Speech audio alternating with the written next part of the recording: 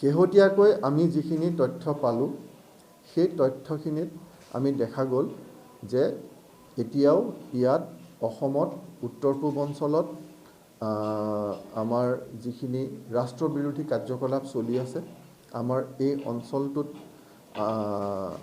অঞ্চলটোত আমাৰ অশান্ত কৰিবৰ কাৰণে বিভিন্ন প্ৰচেষ্টা চলি আছে।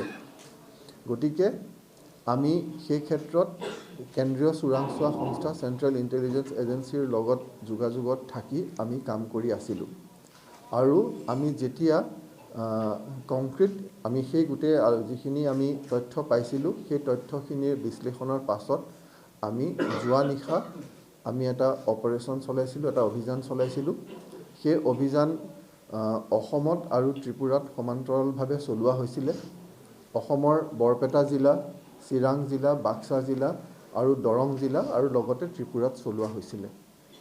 সেই অপাৰেশ্যনত আমি 11টা মৌলবাদীক আমি গ্ৰেপ্তাৰ কৰিছোঁ। এই 11টা মৌলবাদীৰ 10টা অসমত গ্ৰেপ্তাৰ কৰা হৈছে আৰু এটা গ্ৰেপ্তাৰ কৰা হৈছে ত্ৰিপুৰাত। এই যিটো মৌলবাদী সংগঠন, এই মৌলবাদী সংগঠনটোৱে বাংলাদেশৰ নিৰ্দেশত কাম কৰে। সম্পূৰ্ণ বাংলাদেশৰ নিৰ্দেশত কাম কৰি ইয়াত মৌলবাদৰ প্ৰচাৰ আৰু প্ৰসাৰ কৰিবলৈ চেষ্টা কৰি আহিছে।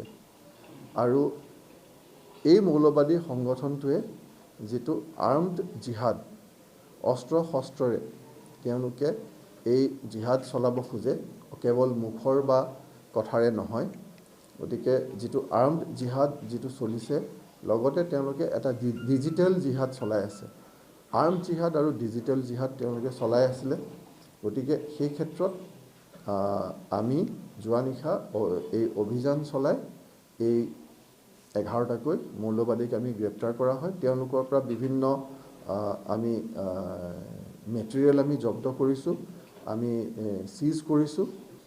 ইয়াত ইণ্টাৰেষ্টিংলি তেওঁলোকৰ তাত তেওঁলোকে পইচা ইয়াত তুলিও বাহিৰলৈ পঠাইছে। এইটো এটা খুব ইণ্টাৰেষ্টিং কথা যে ইয়াত তেওঁলোকক ব্ৰেইন ৱাছ কৰা হৈছে যে মানুহে ইয়াত ডনেশ্যন দিছে।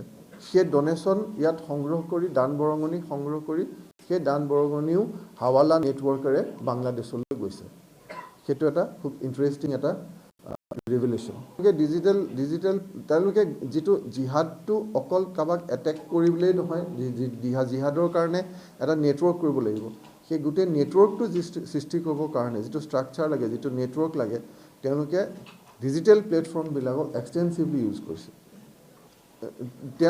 তেওঁলোকে সাধাৰণতে যিখিনি ভিতৰুৱা অঞ্চল আছে সেই ভিতৰুৱা অঞ্চলত তেওঁলোকে যুৱক চামক তেওঁলোকে টাৰ্গেট কৰিছে।